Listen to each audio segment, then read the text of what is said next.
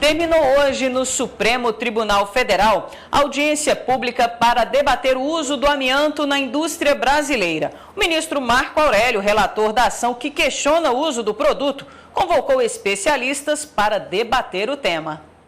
Na parte da tarde, a audiência pública começou com a exposição do representante do Instituto de Medicina Ambiental da Universidade de Nova York, que explicou os resultados que o corpo humano apresenta quando tem contato com o amianto.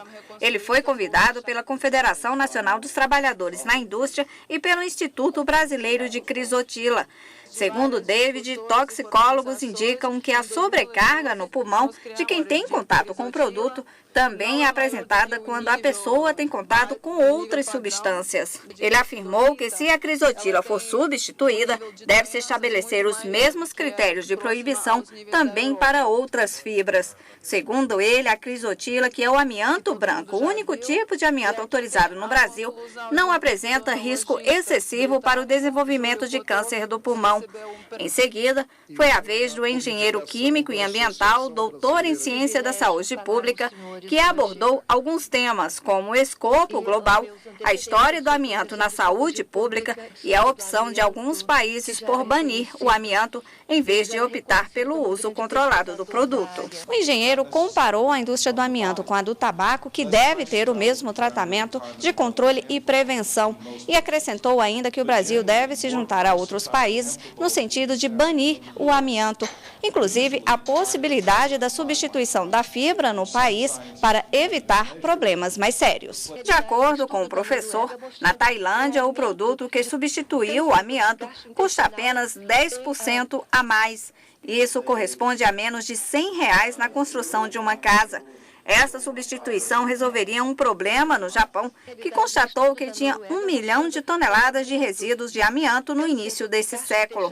Mas este trabalhador de uma empresa de amianto teme que essa substituição se dê por produtos que ainda não foram pesquisados. A nossa questão é que a gente não volte a ser cobaia de novo dos nossos, as forças maiores estrangeiras, venha fazer nós de novo de cobaia, como fez durante tantos anos no Brasil, e depois saiu fora e deixou os doentes.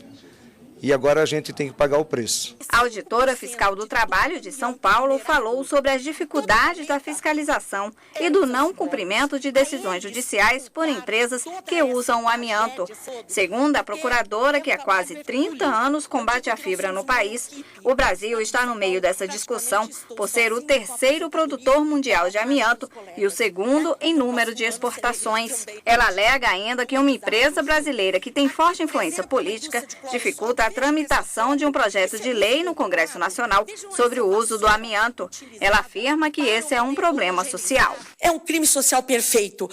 Crianças morando no lixo de amianto lá em Bom Jesus da Serra, brincando num monte de resíduos deixados para trás quando essa indústria foi embora para Minasul.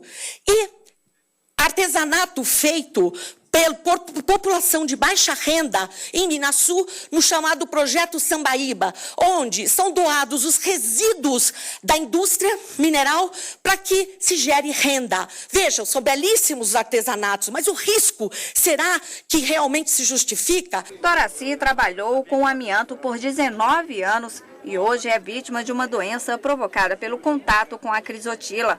Ao descobrir a doença que endurece o pulmão e dificulta a respiração, ele fundou a Associação Brasileira de Expostos ao Amianto, que promove políticas de conscientização aos trabalhadores. Ele afirma que, enquanto trabalhou com a fibra, não foi informado sobre os riscos. Não sabia nenhum risco porque a empresa sonegava esse tipo de informação.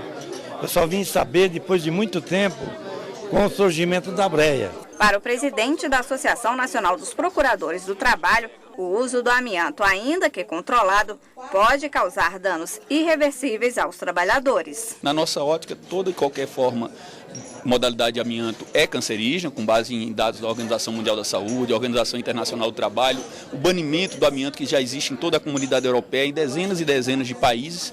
Na realidade, o Brasil é um dos poucos países do dito mundo civilizado que ainda hoje utiliza o amianto. A partir das informações coletadas durante os 2 dias em que houve audiência pública, o ministro Marco Aurélio, que é relator de uma ação direta de inconstitucionalidade que tramita na Corte, vai fundamentar o seu voto.